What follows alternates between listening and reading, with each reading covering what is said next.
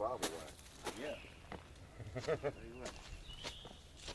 If I don't get some coffee soon, I don't think I'm gonna survive. I'll tell you what. People don't believe that coffee's good for you. They can all kiss my... Hey, campers and bushcrafters. It's Donnie Pavlini Outdoors. How y'all are today? Got my coffee. I'm ready to rock, said the rock.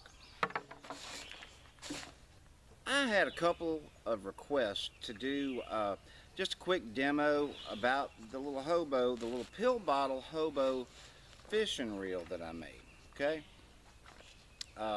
And so, in response to that, it looks like my rig came off. In response to that, we're gonna do it. So, sit tight, we're gonna show you how to make one of these little contraptions, and you'll be surprised at how absolutely easy and simple it is, and they do catch fish, so stick around.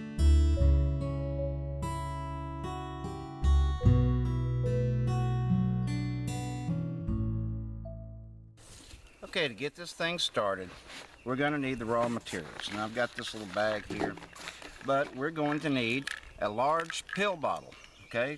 This was graciously gifted to me, along with some other ones that I'm really loving, the little projects I've been doing with them, by Mark with Manland 121 on YouTube. You guys know him, you love him, you can't live without him, and I suggest you check him out. 15-pound test line. I've got a roll of electrical tape. Now you might want to say, well, why don't you use Gorilla Tape? Well, Gorilla Tape may do very well. The thing about tapes and adhesives, though, is that the electrical tape adhesive is not as aggressive, obviously, as the Gorilla Tape. So what does it mean? It means that when you're casting the reel itself, when you're casting it, Gorilla Tape may or may not grab the line with that adhesive. I don't know. Maybe it won't. Probably it won't. I don't know. But I do know that the electrical tape works and the adhesive is not as aggressive. We're going to put our first row of tape. Okay? The first run is all important because it's got to be straight. When I made the other one, here again, I didn't take the time, and now that I'm doing the second one, I'm seeing where there's obviously room for improvement. So what you want to do is you want to build this tape up.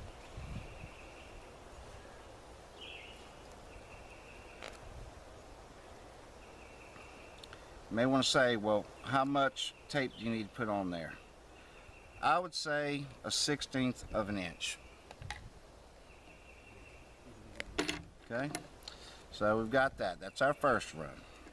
Now, on our second run, we're going to leave roughly between 1.25 inches and 1.5 inches.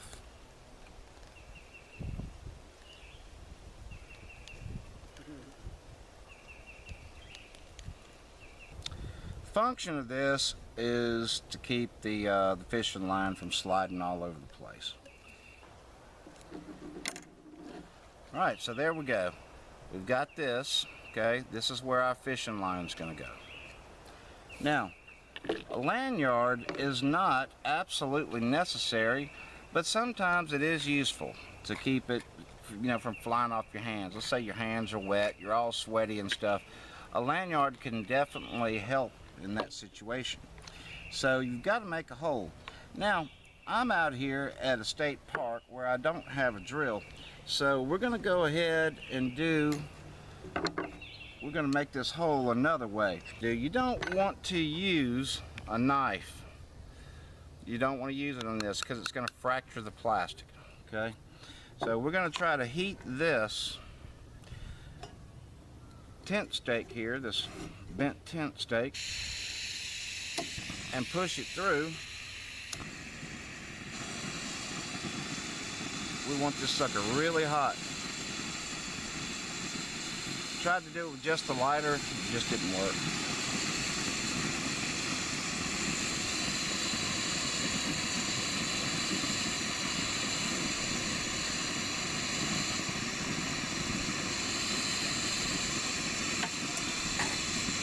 try it now.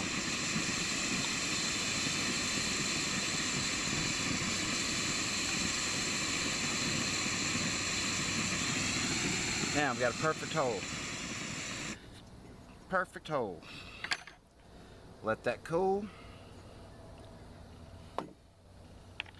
Now, this is going to be our lanyard that we've measured out, and we're simply going to fold it in half, thread it through, and want to tie a nice big knot in the back of it. You want it nice and big. Okay. I'm going to double this back.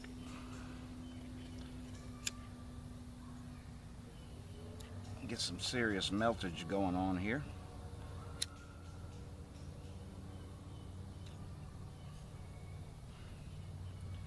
Now, there we go. We've got something that looks sort of like a monkey's fist. Okay? Now we have a resealable container with a lanyard. Okay? Next up, we're going to rig it. Now, we've got our 15-pound test line on here. And we're going to tie a very secure knot.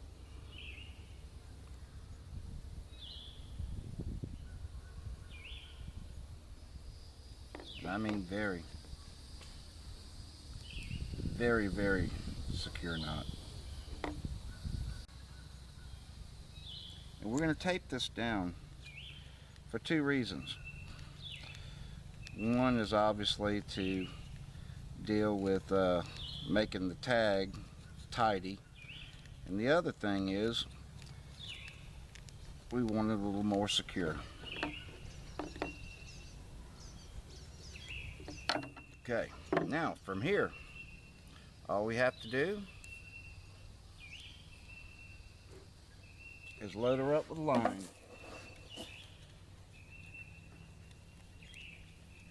Give it more than you actually need in case it breaks or gets hung up, that you're not. I've seen some fishing kits where they put 15 or 20 feet of line, and I'm thinking, I don't know what the hell you're going to do with that. If you're fishing in a pond, you might be lucky. If you're fishing in a stream or anything like that, you're going to run the risk of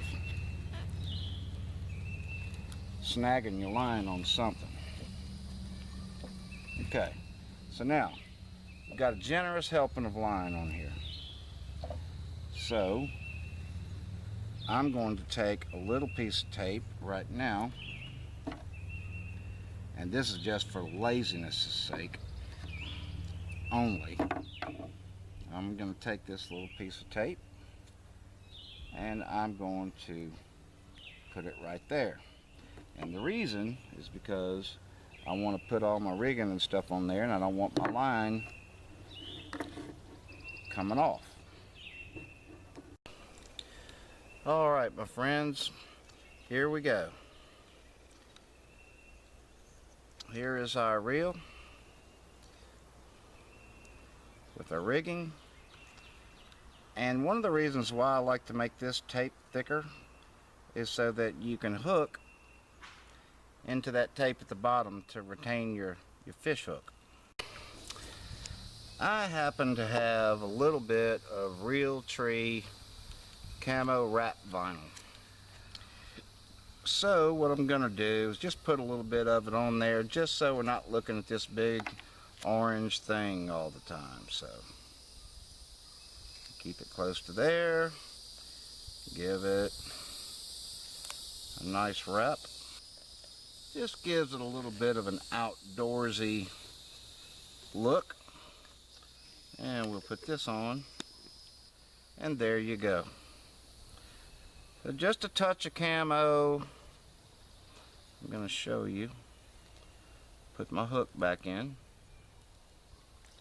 just a touch of camo, and we have our little Hobo fishing rod.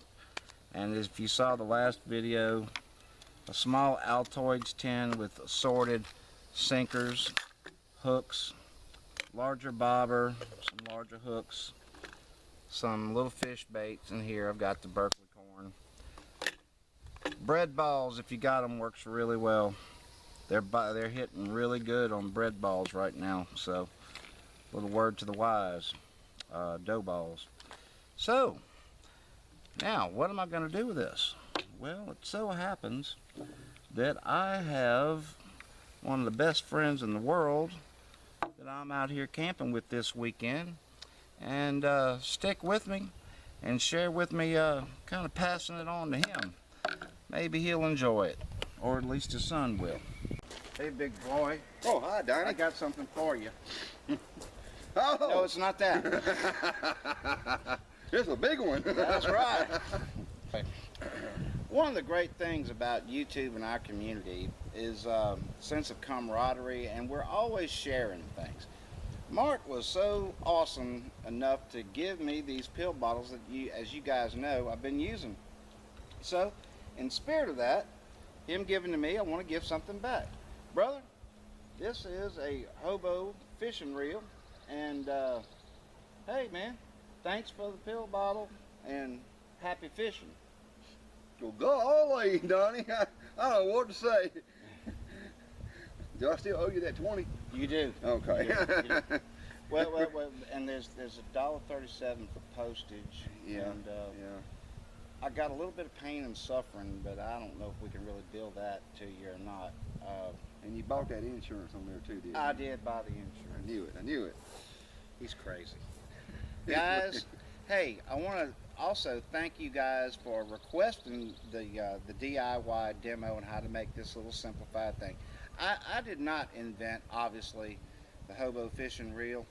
And if you want to buy a truly functional and a work of art that it will last a lifetime, hop on over to Mr. Scooty 1968 and see some of the absolutely stunning work that he does with these Hobo fishing reels and fire steels and pens and other things.